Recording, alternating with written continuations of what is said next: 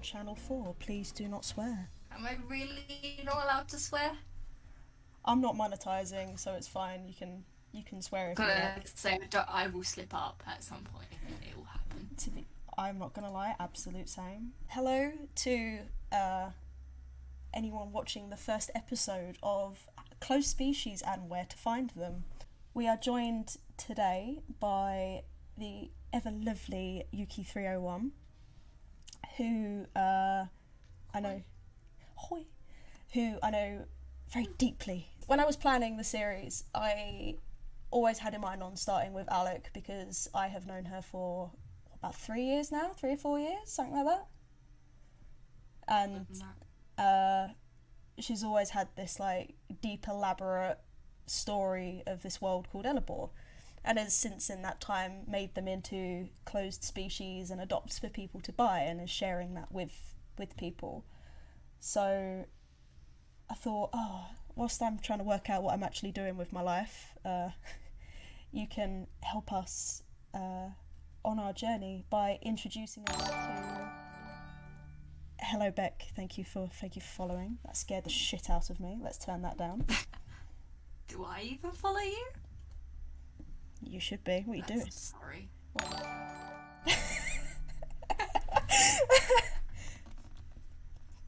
Right, so first of all, I want to start off by giving you an opportunity to introduce yourself, what you're known for, and your pronouns, please. For the sake of people watching. My name is Alec. Alec with a C, not Alex. I am a woman. And I'm known mostly for fursuit dances and suit making. Either that or really colourful art. Really colourful art. And the dead thing known as Toxin, probably. He's not dead, he lives on in our hearts. So for anyone who didn't know, but knows Toxin, Tox started off as was he a Dutchie to start off with, or was he just an angel dragon? As just an angel dragon, then became a Dutchie, then back to just an angel dragon, and then went through like his weird puberty metamorphosis phase and slowly became a royal dragon. Tox has had a very transformative life. And what's Tox up to nowadays for your adoring fans that thirst for him on your YouTube? The under. Sorry? I'm pretending to dig. He's buried in the ground 6 feet under. So yeah, unfortunately, if you love Toxin the Angel Dragon, you're gonna have to start loving the rest of Alec's species because he's gonna be showing a lot less now. So, do you want to start us off on... Actually, before we do, first of all, I really, really want to know, out of all of your catalogue of creatures, which species is your favourite of yours? Oh, that's not fair. Honestly, probably Fane. Do you want to briefly... Okay, I can't briefly explain Fane. You have an hour. We can go longer than an hour if you need it. You can go. Fane. I need to explain Ella-Bohr, which is much. There's a lot of layers to this cake. We can start at the bottom then. How would you start explaining Ella-Bohr? Is an expansive universe. They're constantly discovering new planets, new solar systems, new deep sky objects that happen to have things living on them. It's crazy. There's so much, there's just so much going on. And in Ella-Bohr, planets are constantly being born, dying, exploding. And one of these planets doesn't have a name. It was just called Homeworld, which is what Fane called it. But unfortunately, Homeworld, in its little solar system, its sun was getting a little big. And all of the planets and objects in that solar system started gravitating towards this big ball of fire. And unfortunately, the planet got so close it became unlivable. And the Fane had to be evacuated elsewhere. Because their planet was becoming too hot, the radiation was deathly. So, other species from other planets came to pick them up. They took pity on them. But Fane didn't read the small print, but they didn't really get much choice in this evacuation. Oh, every other living species ever a great debt do they pay it by being servants or slaves or just workers for free. But that doesn't explain what Fane actually are. That just explains what they do.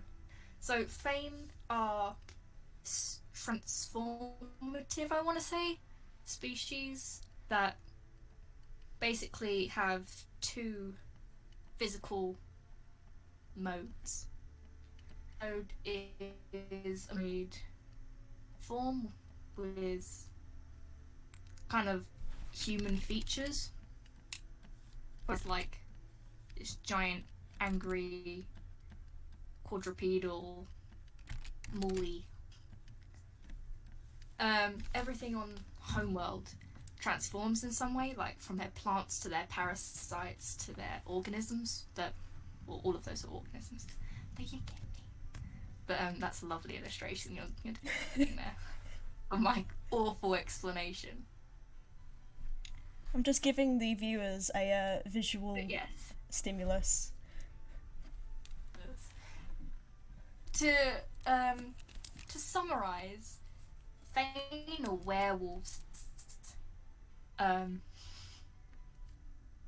their planet set on fire. So now they're slaves. They love them. Next question. So, where did you get the inspiration for Fane from, or have they always just been a thing that you've? Kind of always been a thing. I've had my main Fane character Yuki, hence the name, since I was like a little girl. I've just always really, really liked werewolves and stuff growing up. Used to be this kind of like werewolf character, but it was more like less feral anthro beast and more just like a really big wolf. I'm just trying to find a picture of one of your recent Fanes. Oh, I found one of your adopts. I'll nick that for now. There we go. Yoink. I don't know if you sold this one or if you who owns it, so I can't credit them. I was close with my depiction of them. Oh yes, she pretty. Her name is like Namada? There we go. There we go. That's a Fane.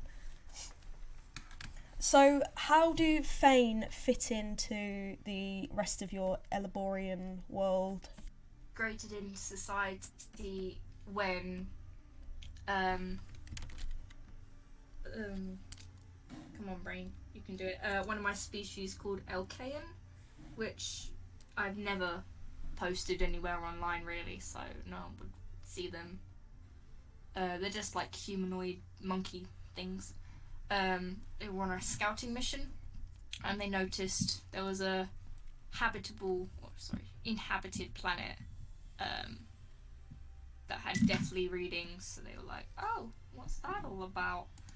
And it basically ended up becoming a rescue mission which other species chipped in to help with, and they all got sent to different planets to be introduced to their societies as quote-unquote helpers.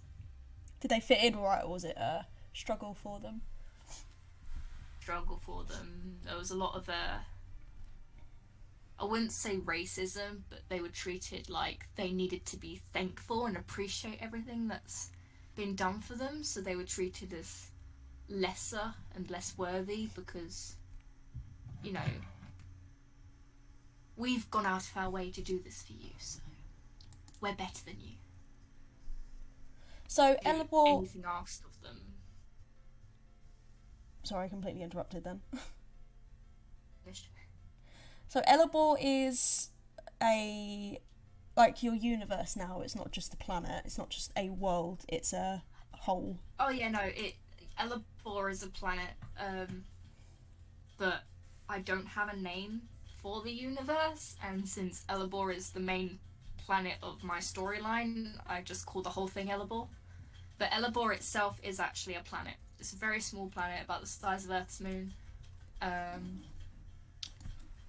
It's got the same living conditions as Earth, except for it's perpetually always summer there. The city itself is completely... It's like Pangaea, it's one solid unit with very small islands dotted around it. The central hub for the city is actually completely man-made. There's no natural foundations to it at all. It's a city... It's the size of like 1/4 of the main mass of land. The surrounding land around this city is just farms that fuel the city. Nobody actually lives outside of the city other than Kiriloris, because they're native to Ella-Bohr. All the other intelligent species on Ella-Bohr are not native to it.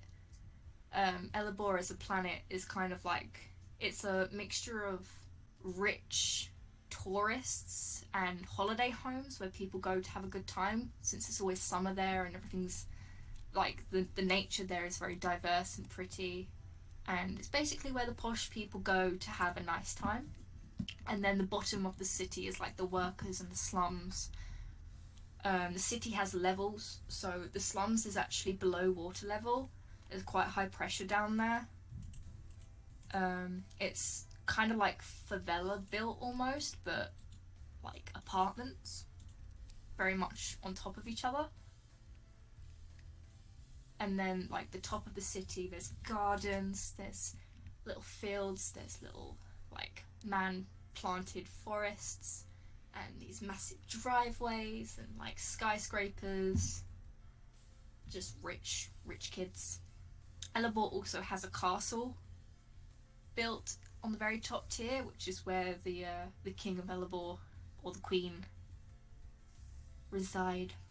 And who is the king or queen of Ella-Bohr? Entirely what year it is. There is no set...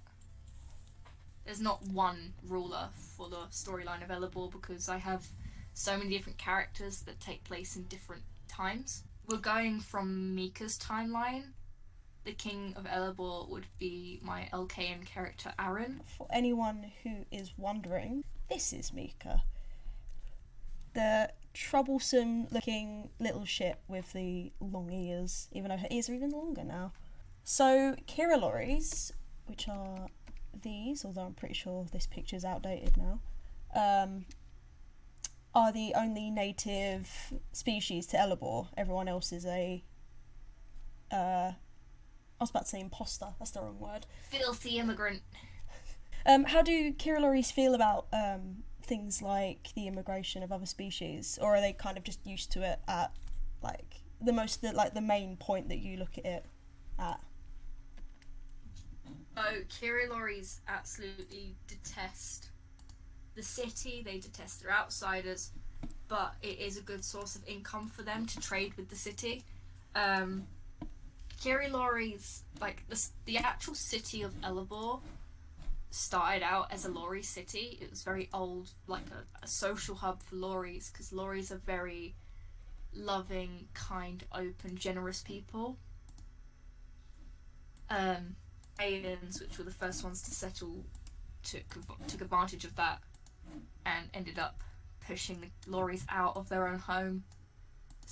And they had to stay within their islands, where they now remain, but that was like thousands of years of history.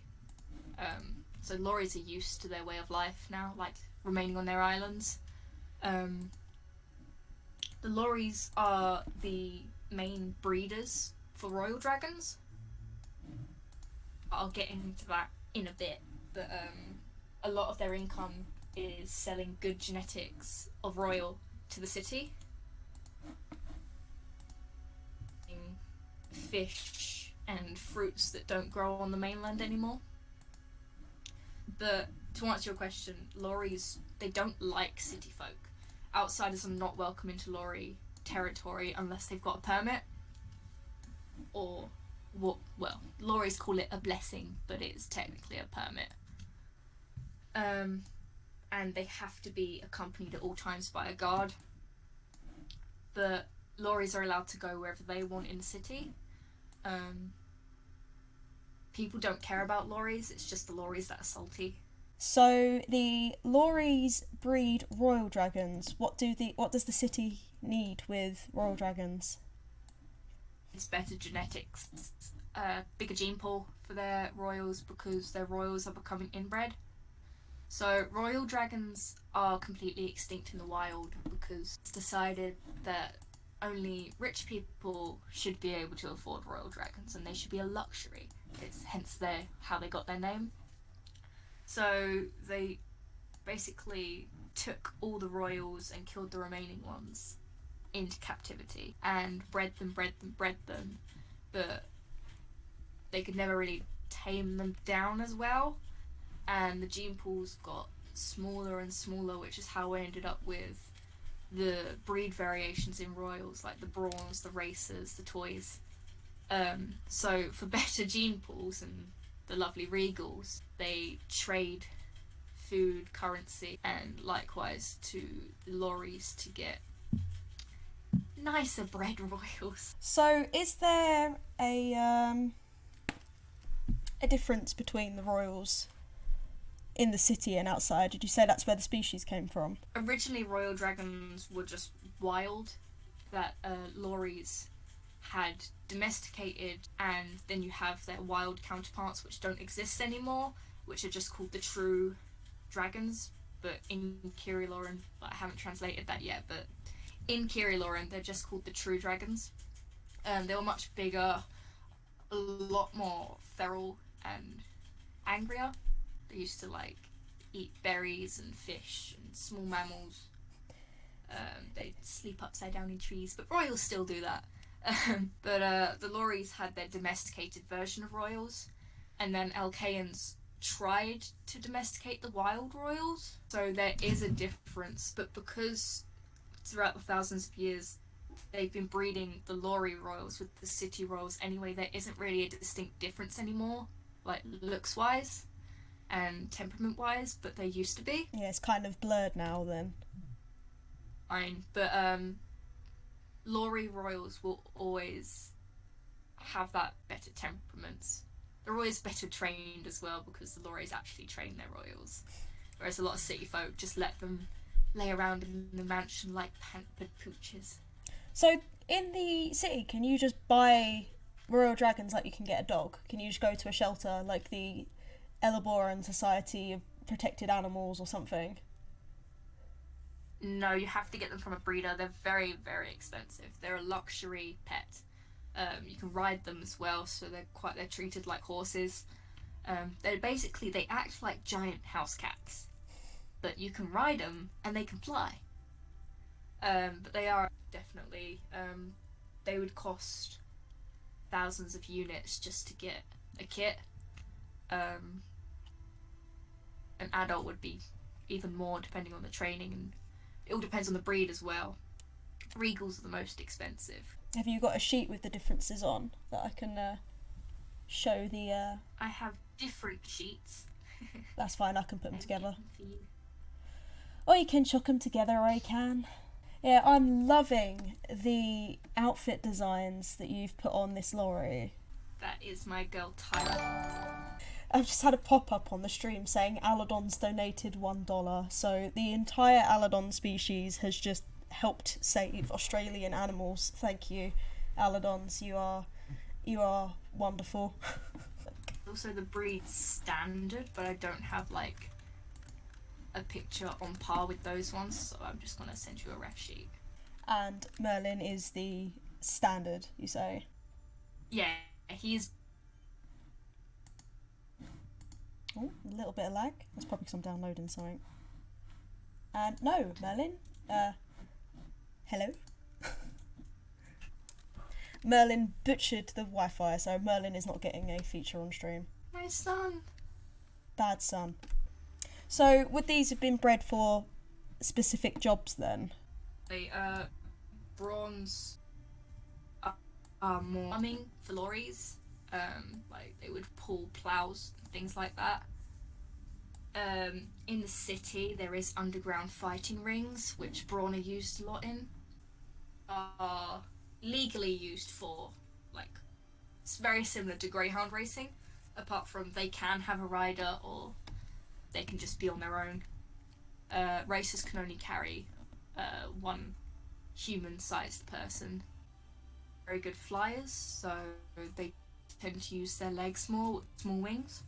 So I'm going to hold back on the downloading images because apparently Twitch doesn't like that, even though my internet's at 3 out of 4 bars. So yeah, I don't know if you explained it or if it got cut off, but where would the toys come into play? Crap. They're not good at anything except being cute. Only children can ride them because they're quite small. They're like the size of, I want to say, like a pony, so about 16 hands, if you know horse terms. Whereas other royals are like huge. They're like 3 horses stacked. But yeah, toys are tiny. They're useless. They're just there to be cute giant cats. The Regals are the luxury of luxury. They are amazing genetics. They're very high energy. They need a lot of exercise, a lot of work, a lot of training, but you get what you give. Like, you get what you put in when it comes to any royal, but Regals especially, they're like here where everybody wants them, mainly used in the royal family. They're just like the elite genetics. There's nothing wrong with them because they're not allowed to be inbred at all. Hello? Hello. I don't know whether that's my end lagging or yours, but I've actually no, it's Discord. It's our old friend Discord. That's what's pissing about. Said, or do I need to repeat it? I think I got the chunk of the explanation for Regals. So the brawns are your workers, the racers are your racers, the toys are your little bred to be a toy looking pony kid, tiny but not so tiny because it's actually the size of a pony royal, and then your Regals, which are your special bench special bench pretty boys. I think basically I love the anatomy of the racers, but I do like the eccentric feathers on the Regal. Racers walk on their wrists, not their knuckles, like other royals. Oh, so they do. Is there a reason for that? Those are just longer, so they need to compensate because their wings are bigger. Oh, I love them. So, you have your royals and your lorries. So, I know you've explained to me a couple of times about how they have certain hierarchies. Lorries, I mean now. Do you want to briefly explain how the lorries work to people who might not know very much? Lorries are... they're basically one big family. They're always kind to each other. They're always hosting feasts and parties and festivals. You know, you do the smallest achievement and everybody will go crazy and praise you and throw you a feast for it. Everybody knows everybody in their own communities, and even if you don't know another lorry, they're just them like you do know them, because that's just how friendly they are to each other. Completely different for outsiders. But in Lori society, you are like, you just give respect off the bat. You give gifts and love, and like, you just give like off the bat without being asked, because you know you get it in return. That sounds very Roman. In Lori's society, everybody is bestowed marks for wisdom, for strength, for love, for family, and they're either tattooed or branded. Get temporary marks that you can do festivals. So Kirilori celebrate a festival of the sun to celebrate or be thankful for the sun giving them life. And during that festival season, everybody dyes this sun mark onto them in some way, as like just a way of like celebrating it. So they're like, it depends what mark you get of how big of a deal it is. You can only get marks from certain people. So in the eyes of Loris, if a monk gives you a mark, that mark is actually coming from the gods. It's just working through the monks. So are there like hierarchies of monks then? If you're a monk, you're a monk. There's no like super monk or monk sponsored or anything like that. Loris pretty much see each other as equal. They just give differently. Alright, Discord's recovered now, so you might actually sound a bit clearer. So TDLR, Loris respectful and have mutual respect for anybody. It doesn't matter what status of power you have. If you don't have the power, it doesn't matter what crown you've got upon your head. So we've got a good chunk of your lore for the Loris and for your royals. Obviously you've got some other species in your server as well. Do you want to... See, now I want to say, do you want to briefly go over that, but I'm watching Discord die very slowly. I don't think I can briefly go over the rest, because it would be very difficult to explain, because the rest hasn't really been drawn. Yeah. So everybody in here doesn't have that brief understanding already. Going from complete scratch. So if you want to know more about lumens and some other pretty wacky shit, you should join the Ella-Bohr server, which is linked at the bottom of this stream. Oh, for fuck's sake. Right, before we carry on, remember I said the Aladons donated $1 whole to save Australia?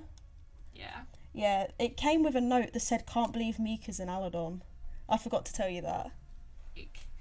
And Alex, Australia's just been given $5 to show you on stream, so you need to come here. Why? Well, they've given me $5 for it. If they give you another file, I'll take my top off and I'll come. Alex, no, come here. Hang on, do you want to see your face so you can entertain yourself? And I'm cutting this out of the video as well. Why? Because. I think it's cute.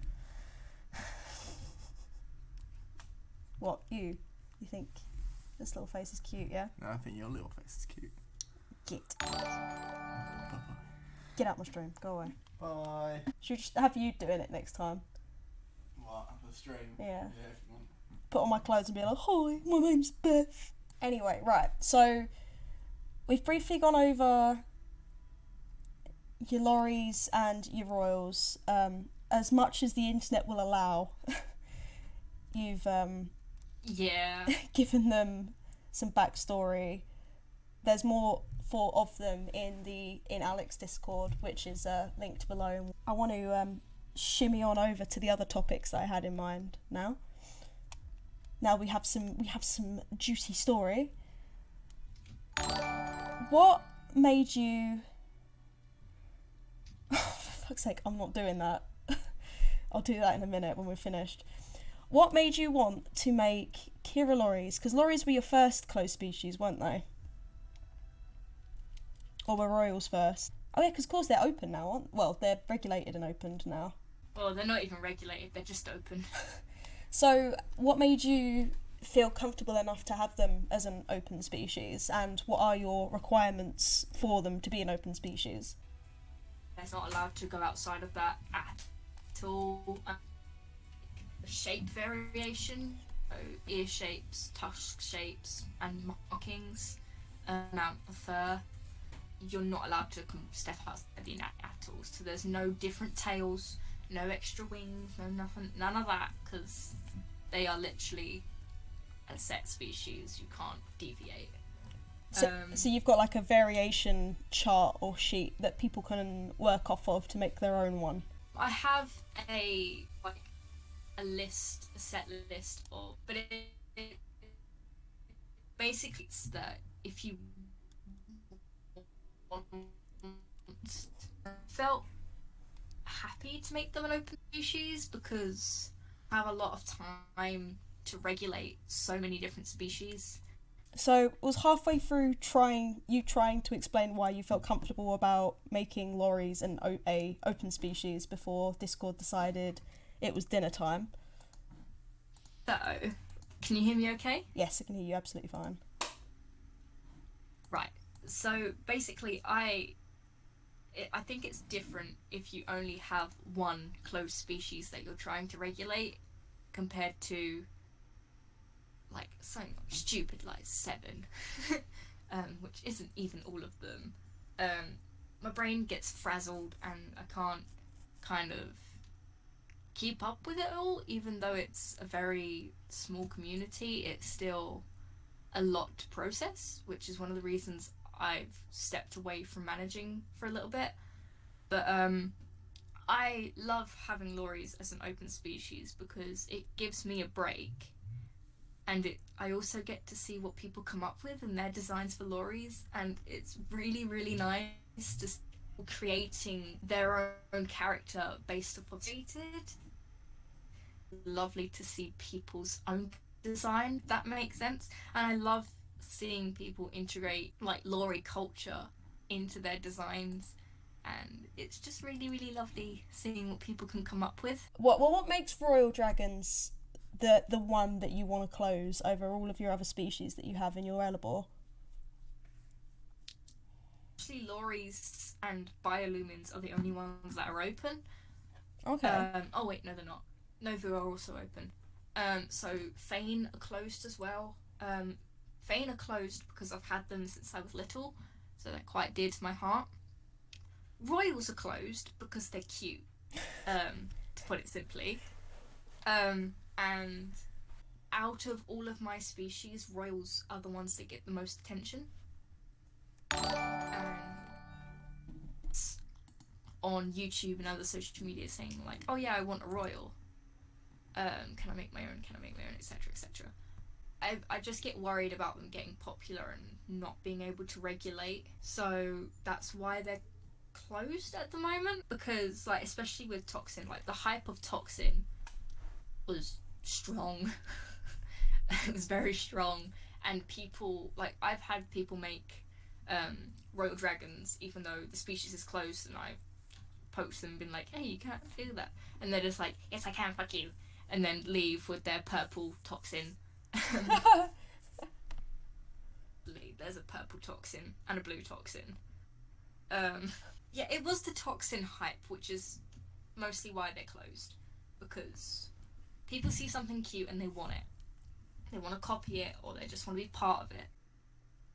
The species, and not just want a cute bat thing, because there's such a difference between a cute bat thing and what Royal Dragons actually are and what they stand for.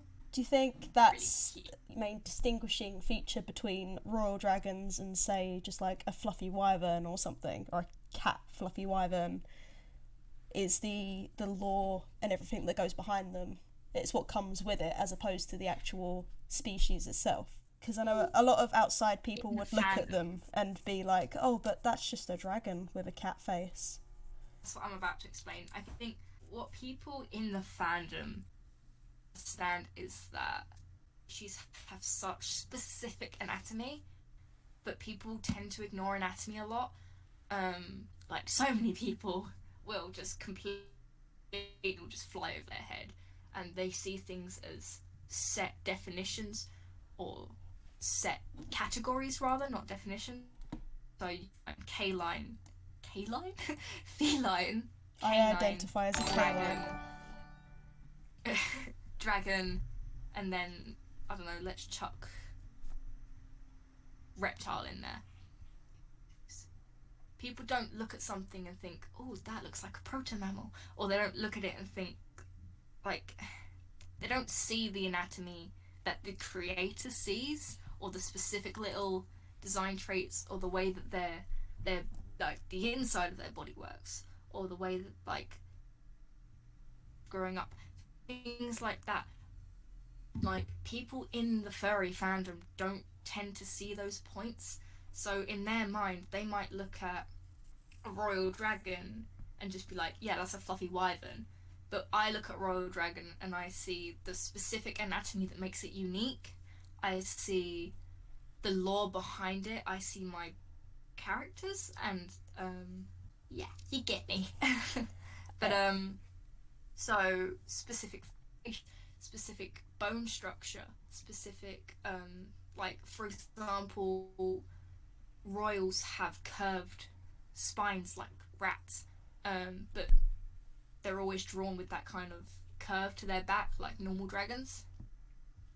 I draw them with their riders, like, people might draw them like horse size with their riders on their back, not massive dragons with their riders on their necks.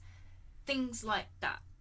It's that specific always regulate or point out, and people are like, oh yeah, well, you can't just have fluffy dragons and make it a closed species.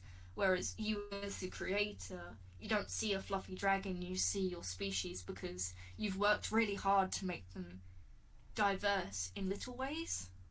Yeah, everything that makes it specific. Not like just as a whole, you've worked on the little features that makes it different to everything else while still being the cool thing that you were inspired by in the first place. It's not just paws, you've got like a certain number of digits and like certain placement of your toes, just small things like that, skull shapes, horn shapes, and people look at it as a whole, as like this whole creature and not the individual parts that make it up. I think that's one of the reasons why I detest closed species so much, is because in their opinion anybody can make that. But I think people forget that closed species aren't just the species, it's the regulating it and the making sure people stick to your species, like stick true to it and not deviate and make things that aren't really species. Like, closed species are so much work and people don't get that. People just think, oh yeah, well, anyone can slap a dog and a cat together and make money off of it. But it's engaging people with your species. People don't take the mick. It's being active every day in your community to make sure people don't disown their characters. It's spending hours and hours, like, designing specific anatomy traits or like biology traits, things like that, that I think people really like devalue the work that goes into it and just pawn it off as like a cheap way to make money when it's not. In my experience, a lot of the people who detest closed species, as soon as you point out that, like, the minimal things like the biology behind it, the lore, the community and things like that, they kind of back off and go, oh yeah, no, that's fair enough. It's kind of like they just hate it because they don't understand. And to a degree, I kind of get that, but that's like half the reason I want to do these kind of streams is so we can sort of show people, look, here's a big variety of closed species that you may or may not like. Yeah. And here's why the creators do it. Here's actually what goes on. So it's nice to hear that you feel that way about it. I kind of support your local closed species. I kind of don't blame people for hating quote unquote closed species when they think it is just a money grab, because from the outside it does just look like someone selling the same lines recolored over and over. They don't see what everyone else sees in a community. They don't see the potential for a design. They just see, oh, it's whatever. Yeah. Especially, like, I get it worse from furries than I do from normal people, which is kind of weird. Normal people kind of see what I'm talking about when I talk about dons or something, and they're like, oh, okay. But furries are very like, oh, but that's just lines that you've recoloured and are selling for 15 or 20 pounds. It's that, which is kind of surprising, because you'd think in the community of anthropomorphic animals that put characters into cartoons, it'd be a bit more supportive. But again, I think it's just the unknown about things, like all of the lore that you put behind your characters, like all of the really specific minor differences you put between your species that make such a difference on what a character that can be, like the difference between a regal and a racer. It has phenotypical differences, yeah, but it's the lore behind it would impact that character, and I imagine the development behind it. They don't see things like that, but I think as soon as they do, people start to come round to it a little bit more. They're a bit more susceptible to the idea of, oh, this could be cool. The thing as well is, like, a lot of people say that you shouldn't charge people to be part of your close species, but I think people forget that you have to sit down and make these designs for them to own, and go to a bookshop or something and expect to be given like concept art or like books for free, because you're still paying to understand more about that world, which is what you would do in normal media. I don't see how it being like this quote unquote homemade thing would make that any different. I think it's a degree of, they don't want to believe that something so easy could be true. When it's in the big media, we've grown up thinking, oh, you have to go to a publisher to get it done, you have to be the best of the best to get it done. Whereas on the internet, someone can just upload it on Facebook, and people sit there like, excuse me, no, that's not for a publisher or through the BBC or a channel. What the fuck is this? That's literally just someone doing the same thing, but bypassing all of the big expensive regulations in between and making their own. And I think people get jealous of that. I think it is not like viciously jealous, but I think there is a degree of jealousy around it, because it is in theory a simple idea, but in practice it's not simple at all in the slightest. It's very taxing to keep something running. I hope to see one day a world where furries understand that closed species have rights too. I hope one day that closed species are given the respect that they deserve. How do you run so many species at once? Yeah. How do you organise it? Separate tabs for separate species. I have my lore tabs, which you can't talk in. They're just to explain each species and what they do, and each species has a separate tab. And then I have the artwork tabs, which each species has its own artwork tab, and then which can also be used to just talk about that species. I've got a main chat, which is kind of a general Ella-Bohr chatter. That's tabs, all the latter, but it having so many different species to run, even though my community is tiny, there's so much to keep up with that it's I can't imagine trying to run all of these species with a bigger community. I cannot fathom it, and I do not wish for that, to be quite honest. It's really difficult. I've kind of taken a step back from it at the moment, and I'm just kind of sitting in the Aldon server like, because having somebody else run a cool species is like so much less stressful, and it's still engaging. But there's just something about people drawing your species and using your species, which is really, really heartwarming.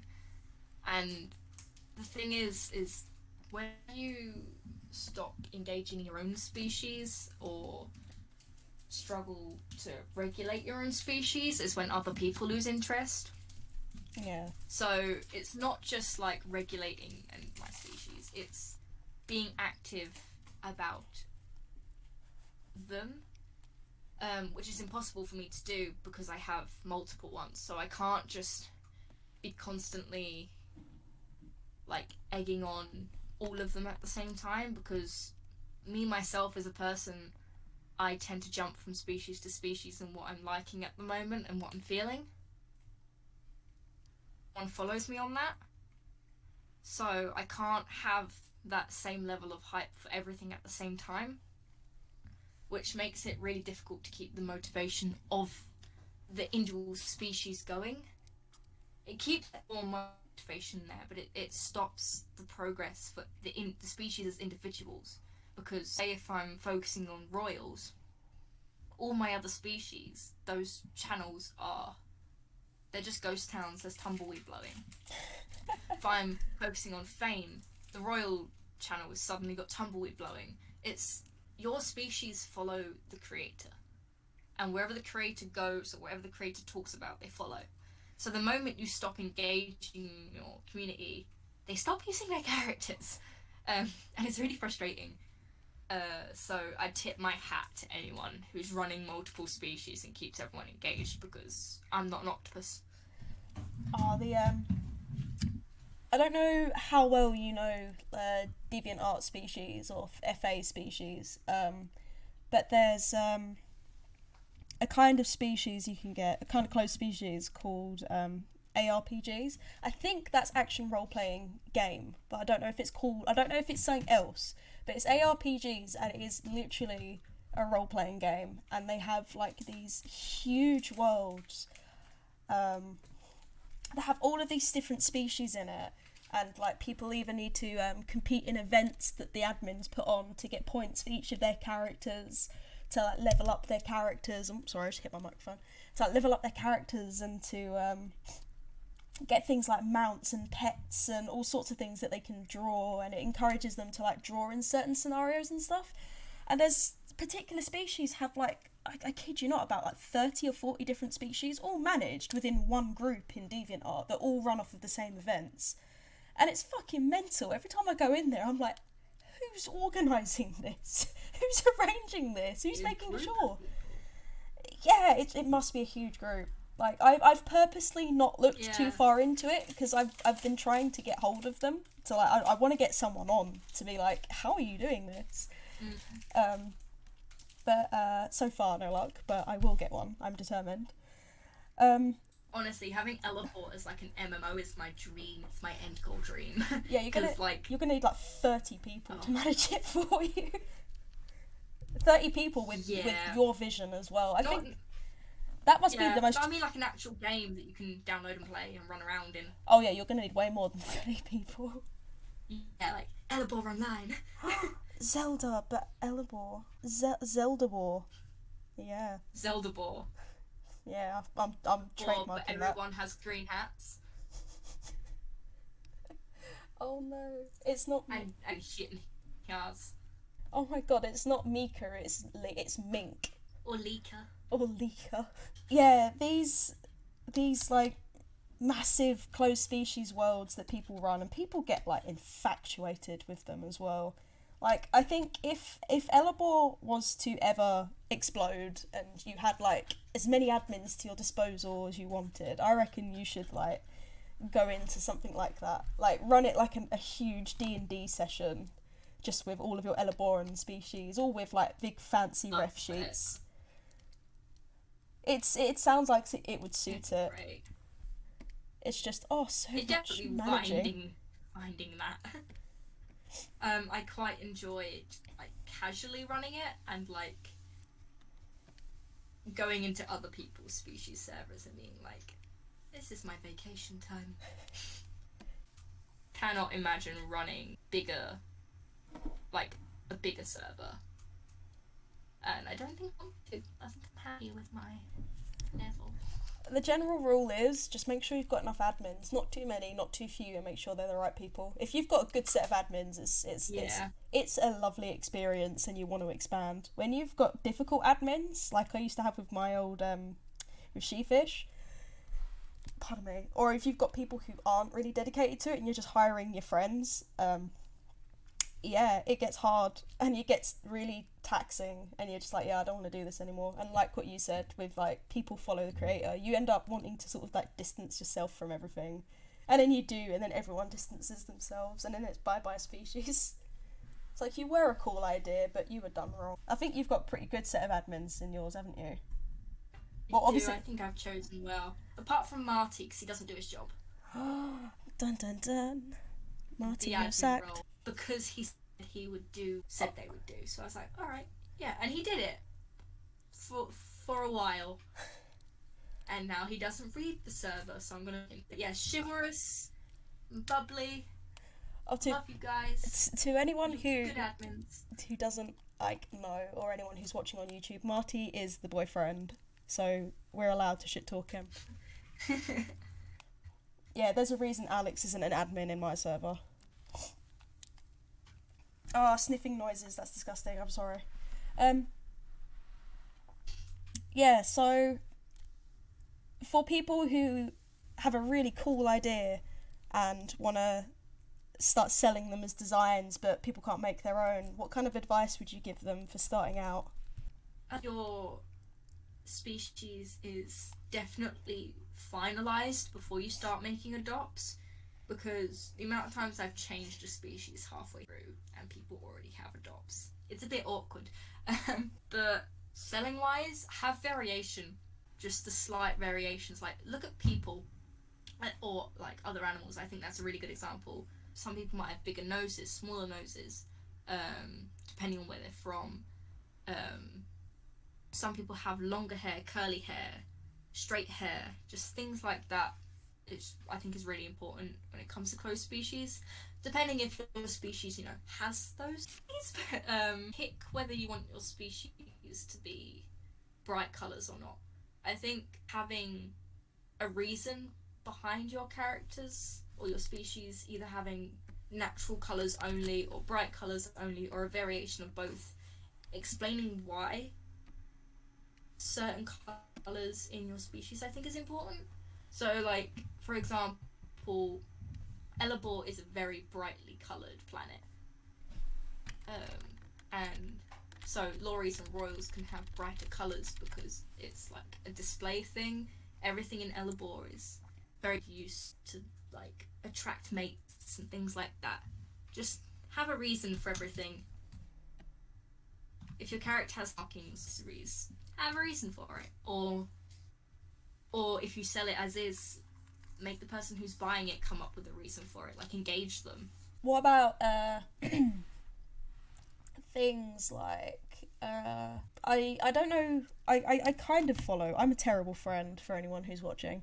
I kind of follow how you do adoptions now, but how would you recommend people selling them? Do you do like big batches of like 10 to 20, or do you do like all one at a time? I do them when I want, but or when and how I want. But I think regular intervals is important, and I think it honestly just depends on how you run your species. Species benefit from the element of surprise, and so the active users get the design so they're going to be used. Whereas it might be better if your community is less active to have like a time. So for my royals now, I tend to give a date and a time. So it might be like Saturday at 10 p.m, for example, and I'll get all my adopts ready most of the time. Sorry, Christmas adopt, that was awful. Wait, what happened? But I got called into work and I missed it. Oh, so no. I had to do it the next day. And then I just forgot, I'll be honest with you, and then I had to do it the next day, and then I forgot again, and the reference sheet also wasn't finished. So I had to give out a half-finished ref sheet and be like, it will be finished, I promise. Oh no. A Christmas adopt was a shambles. That's another thing, organise your things before you do them. Yeah. Set reminders. Also, like, plan it. But yeah, so personally I have a set time, and I'll have my adopts come out at the same time at that time, and then people can claim them on a first come first serve basis, and they're all set prices They might deviate a little bit, like by a couple quid, depending on traits or breed. But generally, they tend to be the same price. What about pricing? How would you recommend people pricing their adopts? And you're not very big, be cheap, honestly. A lot of people don't want to undersell themselves, but if you don't have the fan base or you don't have a large community, you just gotta be cheap because people aren't engaged in you yet, so they don't want to cough out a ton of money to something that they don't know a lot about or they're not that invested in at the moment. For the community, the chances are you've got less people who are rich, or not rich but can spare the money. The bigger the community, the more people in it that can probably spare the cash. So starting out, be cheap. Honestly, it'll be horrible and you feel like you won't be making a lot of progress, but sell adopts for a $5, sell them for a $10. Like, just be your little cheapskate, really. And the bigger you get, the more you can charge because the higher the demand will be. Yeah, I think it's a very bitter pill that a lot of people don't want to take when they first start doing things like species. Is that these things mean the absolute world to them, but people just want cool designs. They're not necessarily invested in the species, they just want something that looks cool. Definitely. And then, like, on the other hand, you see these awesome little things being sold for like 50p. It's like, I think a good average for a closed species is between £5 and £15, depending on the quality of artwork. So just for a rough... What? The rarity as well. Yeah, so... Right. I know different species do different ways of doing rarity. Like, for example, deviant art species will go, like, bit by bit, like, left leg is rare, right leg is common, kind of shit. And obviously you could price them like that, or you could just do, like how you do it. You could, pardon me. Oh, God, I'm so gross at the moment. I'm so sorry. You could do it per species, which isn't specifically different traits that are more expensive. It's more like the breeds that are more expensive. There's a couple of ways of doing it that aren't a lot of monitoring and aggro. But variation. It's just figuring them out. I think testing your community as you grow is quite important as well. So try new things, but try them very smallly, very minimally. Something that's not going to, like, rapidly change or drastically change the species enough to push people away. And if that works, do it more. If it doesn't, pull it out or just ignore it. I think things that stagnate don't last very long. But at the same time, things that change too much, you alienate your audience. Definitely. Yeah, like... I know you've tried to do that with your Toxin fan base, though, and that hasn't worked. But yeah, like, definitely the biggest key to running a successful species is your level of activity in it. You, like, put it in, basically. Now, I have had you for an hour and a half, just over. So, I believe... Hello. Let me just go through... I don't know if anyone's actually still watching, but if anyone has any questions, now would be the time. Where's Alex and his tits? I came here for Ella-Bohr content and stayed for the promise of Alex's tits. Is Mika an Aladon? Yes, she is. She's going to be registered soon. She is 0.5. Flame is 0. So they're very close to each other. They're closer than any other Aladon on the reg. I'm actually going to make a Mikadon just to spite you all. You have a Mikadon. I do, but it's not registered. I'm going to register it for 360 or something like that. Sam said still wants to do a D&D hosted in the Ella-Bohr universe. Yes, we have It wouldn't be like in the server. It would be like us guys sitting around a table, most likely. That could be hot. Alex. It's Alec's titties, Alec's tits. Yeah. I know you're like tucked into bed and watching something, but the stream has another request for you to get your tits out on stream. No, it needs to be at least 10. I've told you that. He said it needs to be at least 10. To be fair, they donated $5 for you and then $5 for your No, tits. that's not how it works. It's That's $10. $5 for my appearance or $10 for my tits. If you donate $5 more, he'll get his tits out for Australia. You do know this is going to Australia. This isn't going for you. Right. So from the actual questions in the server that isn't related to Alec's titty, is So yeah, I will still be having merch on my table at Confuzzled, for those asking, and I will still be having my species pre-mades. I'm taking a step back from running the species, but I'm not stopping running the species. I'm just a little less active, which I know will mean my server will probably die.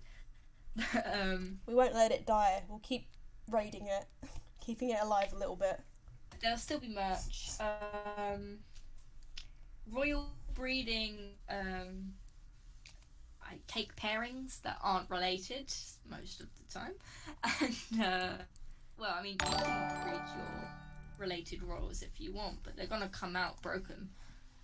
And royals lay eggs. They lay between 2 to 4 eggs at a time.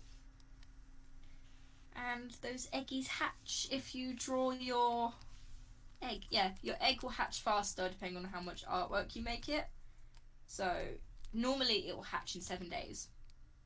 But if you want it to hatch, say, in 6 hours, you could draw it like a ton of artwork and it would be like, oh, I'm hatching! But out of all your OCs, out of all your species, what is your favourite OCs? I guess Mika don't count. Probably Clary. Those who don't my buff makeup on my Hang on, makeup, you're dying. somebody.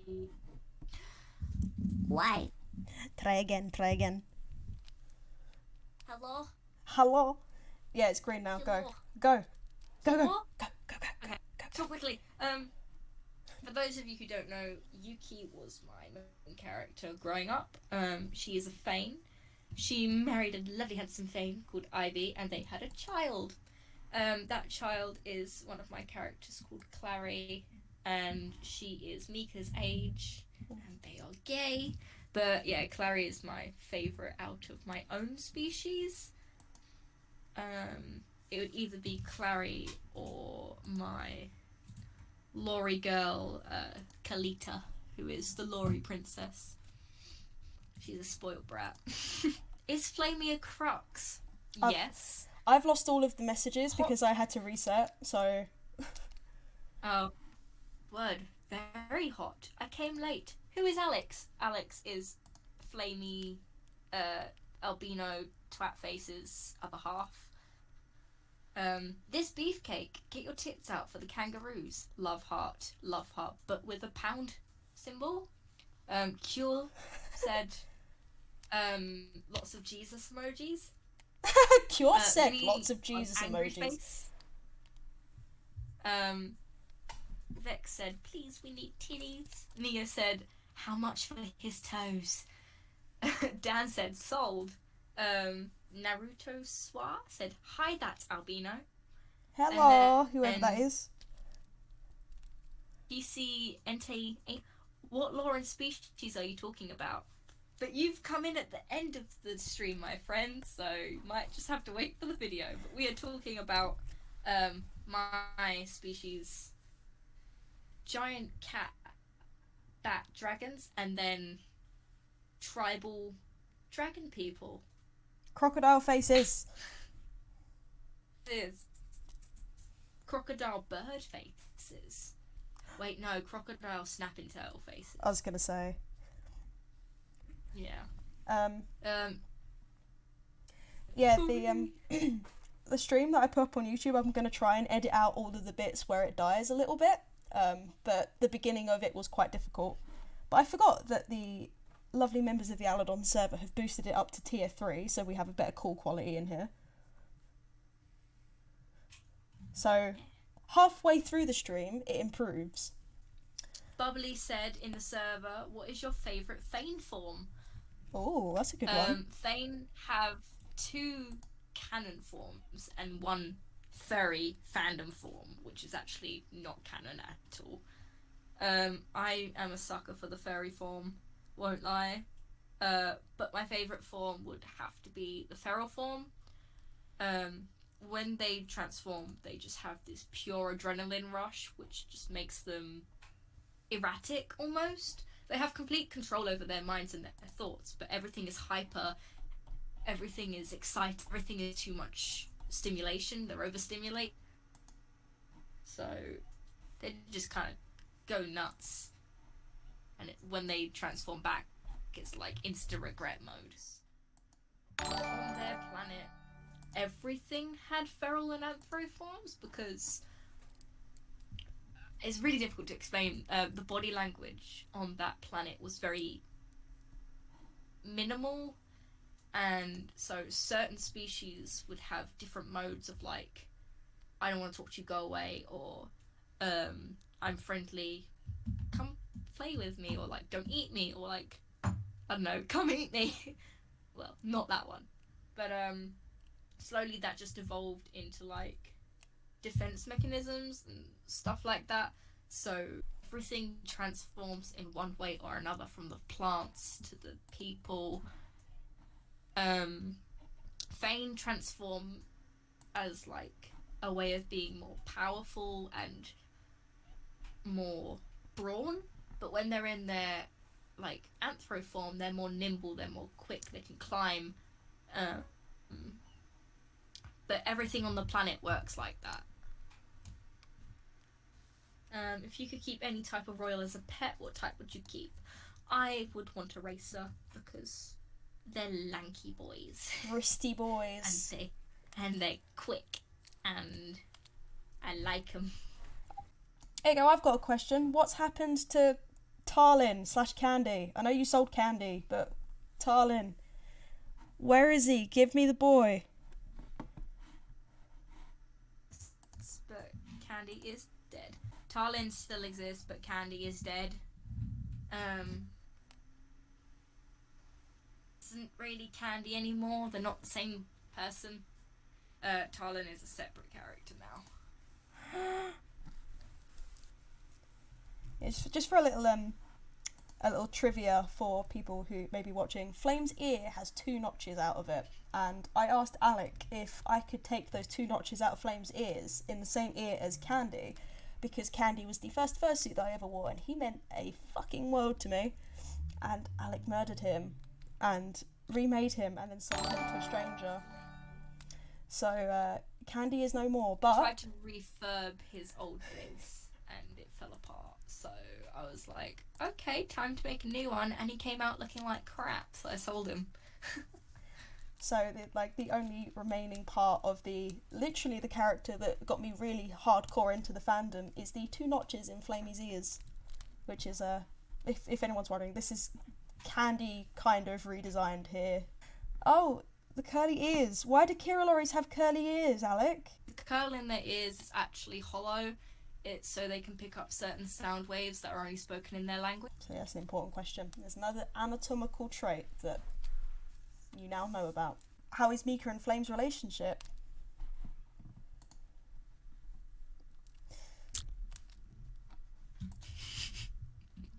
That's how. Can you give us an example of what Kirilori sound like? It's Kirilori speak with a lot of harsh words, lots of cuz, ka, ko, lots of A's, lots of T's. Oh, your boyfriend's loose in the stream. Do you want to go and get him? Yeah, I noticed. I'm ignoring him. Oh. No, I'm ignoring him. Okay. Where does Marty fit into Ella-Bohr? There we go. There's a good one. He don't. Right. Aww. So as I love you, Marty. As a rule, I will say though, I don't put when I was younger, my friends into Ella-Bohr as characters, and those characters still exist, but they're not associated with those people anymore. But as a rule, I do not put representations of people in Ella-Bohr anymore, because Ella-Bohr means too much for me, and it's my little safe bubble, and people stress me out. So. You retract your little bubble, like, yeah. Talking to somebody, but like their character means a lot to my character, I'd feel really shit every time I thought of that character. So I don't do it. Tails aren't very dexterous at all. They're more just like counterbalance. They're very heavy. Very, like, if you lifted it up and let go, it would slap against the floor and make a loud thump. Eno. They're just giant rat tails, basically.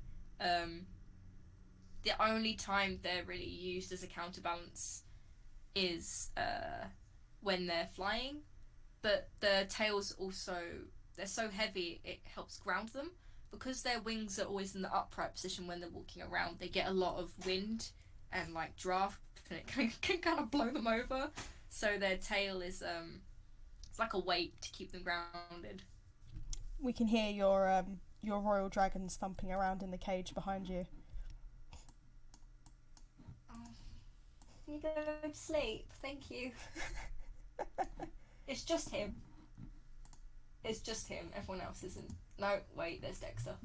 Vinny drew their royal.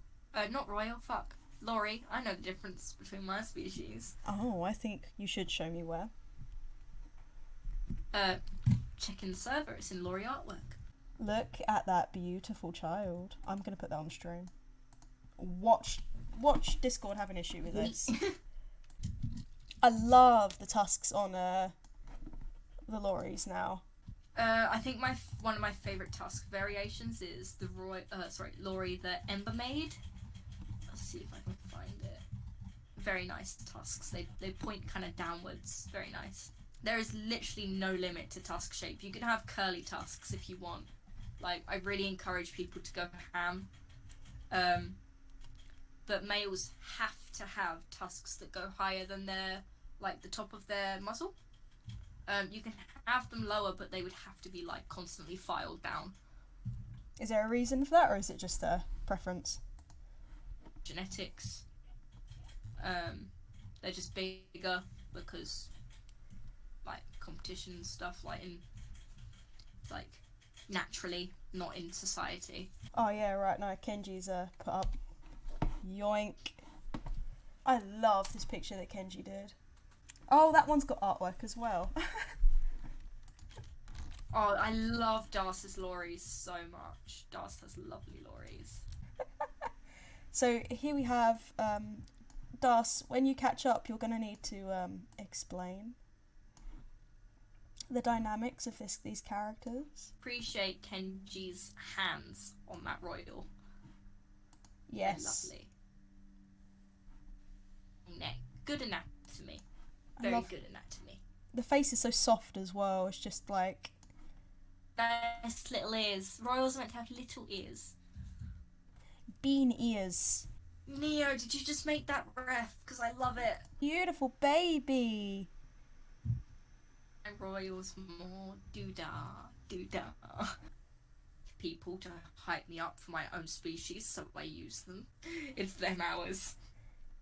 Are you feeling a bit more inspired now? I wanted, to be fair. Came into this, I was like, somebody inspire me to love my species again. Somebody in the stream has asked, are Kiriloris an open species, and want to know where I can find information if I can create one. Yes, Kiriloris are completely open. You can find all the information in the server, which Beth has kindly provided a link to. And you will find, once you enter the server, a tab called Lori Rules and Law, and there is everything you need to know about Kiriloris. Lori is mask, and the gas mask one is Rage, and they breed Nofu and sell their eggs as diet pills to off-worlders. I love that so much. That's amazing. That's amazing. That is amazing. Wait, are they both? So, for those of you that don't know, I'll say, are they both lories? yes, they are. Oh, I love them. So, Novu are a species. Novu means in Kirilori, it means rot monkey. They're a parasitic species that climb inside people and steal all their food. And they have to lay their eggs inside a host. So I love the idea of selling into, because the eggs would literally be the size of tablets. So for people selling, that's such a good idea. I love that. I love that a lot. Das has provided good high quality references of them, so let's give them a feature. These gross, nasty babies. I love how they've drawn the Novu. Yes. Oh my god, the no-eared lorry, sorry Das, I don't know their names, is on fucking stilts. What? Mask?